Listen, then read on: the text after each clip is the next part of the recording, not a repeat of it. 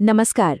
बिहार और जमीन से जुड़े विवाद, ये कहानी काफी पुरानी और उलझी हुई है। लेकिन अब सरकार ने एक नए 100 दिन के प्लान का ऐलान किया है। तो आखिर ये प्लान है क्या और इससे आम आदमी पर क्या असर पड़ेगा? आइए आज इसको ही आसान भाषा में समझते हैं। सच पूछिए तो बिहार में शायद ही कोई ऐसा परिवार मिलेगा जो जमीन से जुड़ी किसी न किसी समस्या से परेशान न हो। ये एक ऐसी चुनौती बन चुकी है जिसे हल करने का वादा अब सरकार एक नए, एकदम फोकस तरीके से कर रही है। तो आज हम 5 पॉइंट्स पर बात करेंगे। पहले समस्या कितनी बड़ी है ये देखेंगे। फिर सरकार का पिछला अभियान कैसा रहा उसकी एक समीक्षा। उसके बाद ये नया 100 दिन का समाधान क्या है उसे समझेंगे।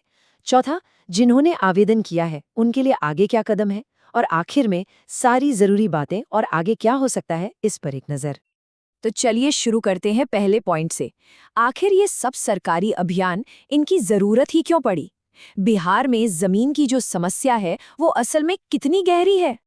बिहार में ना लाखों भूस्वामी, जिनको रैयत भी कहते हैं, वो जमीन से जुड़ी समस्याओं के एक जाल में फंसे हुए हैं। और ये मामले सिर्फ गिनती में ज्यादा नहीं हैं, बल्कि बड़े पेचीदा भी हैं। मतलब कहीं रिकॉर्ड में गलती है तो कहीं पुश्तैनी जमीन के बंटवारे का झगड़ा है। काफी जटिल मामले हैं। अब इस प्रॉब्लम को हल करने के लिए सरकार ने पहले एक बहुत बड़ा कदम उठाया था।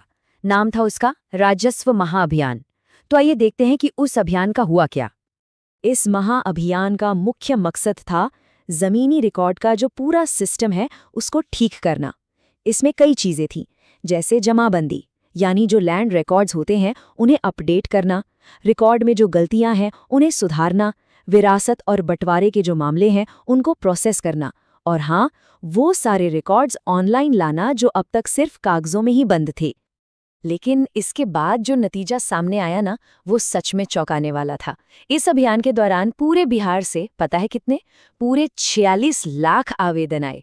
सोच के देखिए, ये आंकड़ा खुद ही बताता है कि समस्या कितनी बड़ी है और लोग समाधान के लिए कितने ज्यादा बेताब थे।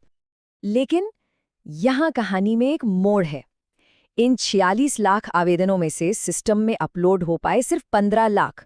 इसका मतलब साफ है, लगभग 31 लाख आवेदन अभी भी फाइलों में ही अटके हुए हैं। ये एक बहुत बहुत बड़ा बैकलॉग है। तो हुआ ये कि इस महाअभियान ने समस्या कितनी विशाल है इस बात को बिल्कुल सामने लाके रख दिया। और इतने सारे आवेदनों की वजह से जो इतना बड़ा बैकलॉग बन गया, उससे निपटने के लिए सरकार को एक नई रणनीति बनाने पर मजबूर होना पड़ा। और बस यहीं से शुरुआत होती है सरकार की नई 100 दिन की योजना की। ये एक ऐसी कोशिश है जिसमें इस बैकलॉग को भी आगे बढ़ाना है और नई समस्याओं को भी साथ साथ सुलझाना है। इसी बैकलॉग को देखते हुए सरकार ने एक बड़ा और समय सीमा वाला वादा किया है। कहा है कि अगले 100 दिनों में हर जिले में रैयतों की समस्याओं का समाधान किया जाएगा। अब देखा जाए तो ये एक बहुत ही महत्वाकांक्षी लक्ष्य है। इस नई पहल को नाम दिया गया है भूमि सुधार जन कल्याण संवाद। ये एक 100 दिन का कार्यक्रम है जिसमें सरकारी अधिकारी खुद हर जिले में जाएंगे, लोगों से सीधे उनकी शिकायतें सुनेंगे और कोशिश करेंगे कि मौके पर ही समाधान दिया जाए। देखिए, ये फैसला ऐसे ही नहीं लिया गया। जब उप मुख्यमंत्री विजय कुमार सिन्हा और उनकी टीम ने पिछले अभियान के 46 लाख आवेदनों और उस भारी बैकलॉग की समीक्षा की, तो एक बात बिल्कुल साफ हो गई कि अब एक नए और ज्यादा सीधे तरीके की जरूरत है। और ये समाज जो है उसी सोच का नतीजा है। तो अब सबसे बड़ा सवाल ये उठता है कि जिन्होंने पहले से आवेदन किया हुआ है उनके लिए इसका क्या मतलब है? उनका क्या होगा? आगे क्या करना है? सरकार ना एक साथ दो चीजों पर काम कर रही है। एक तरफ जो पुराने 46 लाख आवेदनों का बैकलॉग है उसे साफ करना है, और दूसरी तरफ जन कल्याण संवाद के जरिए नई या दूसरी तरह की समस्याओं के लिए एक सीधा मंच देना है। तो इसको बिल्कुल आसान शब्दों में समझ लेते हैं। जिन्होंने राजस्व महाअभियान में आवेदन किया था, उनके मामले जनवरी से मार्च के बीच पंचायत स्तर पर कैंप लगाकर हल किए जाएंगे, और जिनकी कोई नई या अलग समस्या है उनके लिए 12 दिसंबर से यह नया भूमि सुधार जन कल्याण संवाद शुरू हो गया है, जहां वे सीधे अपनी बात रख सकते हैं। अच्छा, अब कुछ ज़रूरी तारीखें हैं, इन पर ध्यान देना होगा। ये जो संवाद कार्यक्रम है ये 12 दिसंबर को पटना से शुरू हो चुका है। सरकार का लक्ष्य है कि 31 दिसंबर तक सारे पुराने आवेदनों को ऑनलाइन अपलोड कर दिया जाए और उसके ठीक बाद यानी जनवरी से मार्च तक पंचायतों में कैंप लगाए जाएंगे इन्हीं पुराने मामलों को निपटाने के लिए।